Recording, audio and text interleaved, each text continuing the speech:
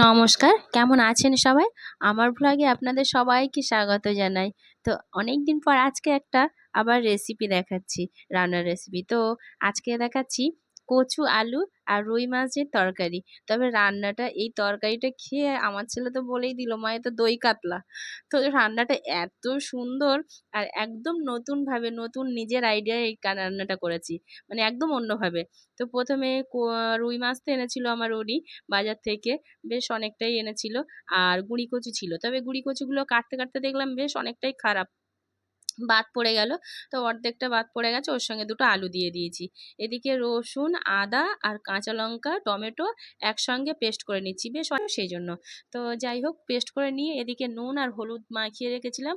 আর রুই মাছের পেটিগুলো বেশ বড়, বড় সাইজের। এর সুন্দর করে এপিঠ ওপিঠ করে লাল, লাল করে ভেজে নিলাম মাছগুলো। এক সাইডে ভেজে নিচ্ছি। আর এই যে ননস্টিক কড়াইতে আমার ভাজাভুজিটা খুব সুন্দর হয়। তেলটাও অল্প লাগে। তো যাই হোক ওদিকে ভাজাভুজি তো হলো। আর এদিকে কড়াইতে সরিষার তেল দিয়ে ১ম এ আলু আর কচুগুলোকে নুন আর হলুদ দিয়ে বেশ সুন্দর করে লাল, লাল করে আর একদম 60% মানে সিদ্ধ হয়ে যাবে সেইভাবে ভেজে নেব কচু আর আলুটাকে।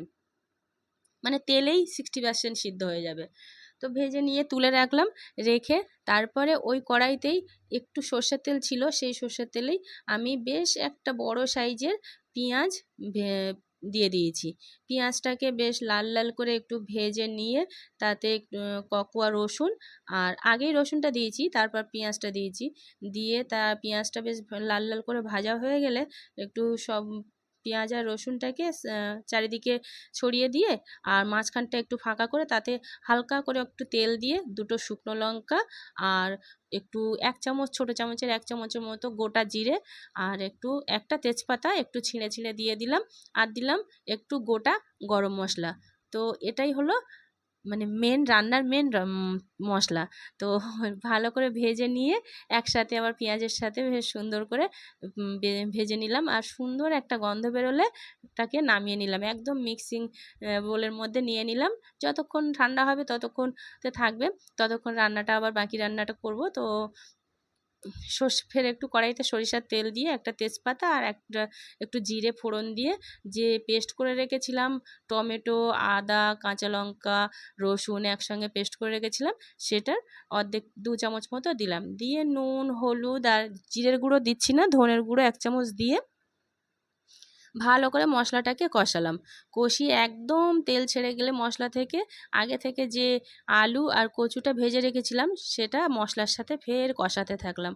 সুন্দর করে কষিয়ে, কষিয়ে আর যখন একদম মশলার সাথে আলু আর কচুটা মিশে যাবে তখন গরম জল দেবো। এই রান্নাতে একদম গরম জল দেবেন। গরম জল দিলে টেস্টটা বেড়ে যায়।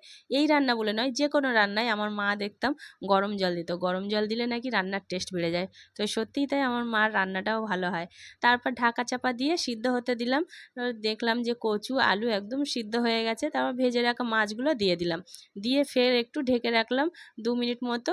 ঢেকে রেখে তারপরে আবার ঢাকনা খুলে যে মশলাটা করে রেখেছিলাম সিক্রেট মশলা।